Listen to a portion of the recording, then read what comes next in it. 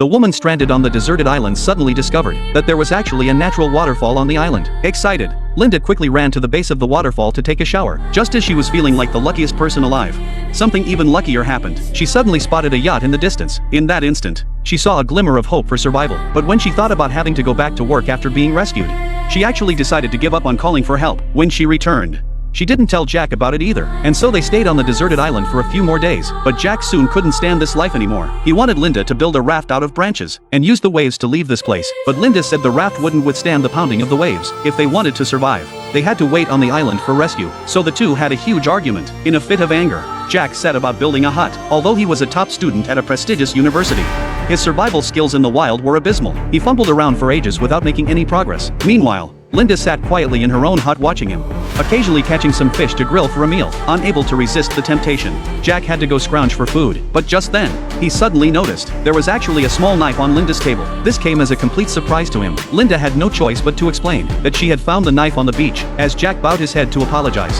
Linda accepted his apology. After a few days of rest, Jack's leg injury gradually healed. So one day, they climbed a hillside to get a panoramic view of the island. Just as the sun was about to set, the two had no choice but to head back the way they came. Unexpectedly, the rocks beneath them suddenly collapsed. Fortunately, thanks to Jack's desperate rescue efforts, he managed to pull Linda to safety. And it was precisely because of this ordeal that Linda began to accept this hot-tempered man. But as they say, life is full of surprises. Soon, a violent storm swept across the deserted island. As the waves crashed through their hut, the two had no choice but to evacuate quickly. They ended up spending the night in a cave. The next day, they built a new home to celebrate their move.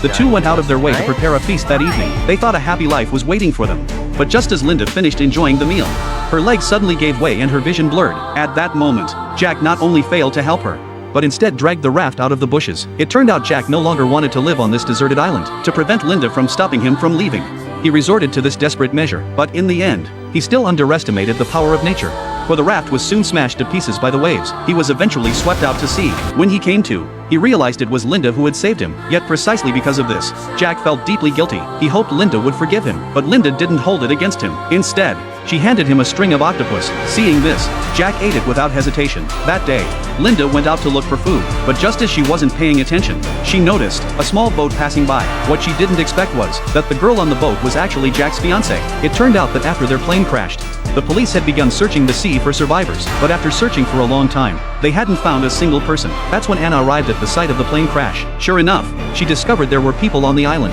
Upon seeing Anna, Linda had no choice but to explain that Jack was also on the island. Learning that the rescue team consisted only of Anna and the boatman, Linda came up with a bold plan. She led the two of them to a hilltop, then deliberately bent down as if to tie her shoelaces, luring Anna to the edge of the cliff. The next second, Anna slipped to the edge of the cliff. The boatman tried to rescue Anna, but Linda pushed him off as well. Immediately afterward, Linda acted as if nothing had happened. From then on, Linda became listless. At night, she would occasionally have nightmares about Anna, and since Linda stayed in bed all day, Jack had no choice but to go out hunting alone. But suddenly, he spotted a hand on the beach, and the ring on it looked all too familiar. It was the very one he had given his fiancée months ago. Instantly, Jack was overcome with rage. When he returned, he confronted Linda about what had happened. So Linda had no choice but to stop hiding the truth. But Jack wasn't stupid. He asked Linda why she had led them to the mountain, and it was clear that Linda had deliberately killed his fiancée. Just then, Jack grabbed a knife to save her life. Linda had no choice but to flee frantically, but Jack had absolutely no combat experience. His attention was immediately drawn to a pair of shoes. The next second,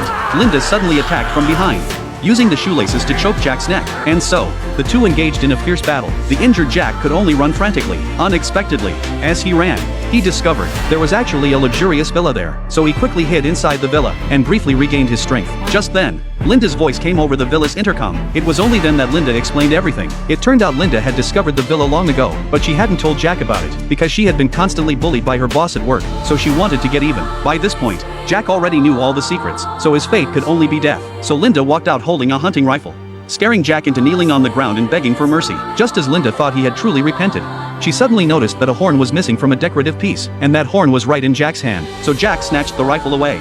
But just as he pulled the trigger, he realized there were no bullets in the gun.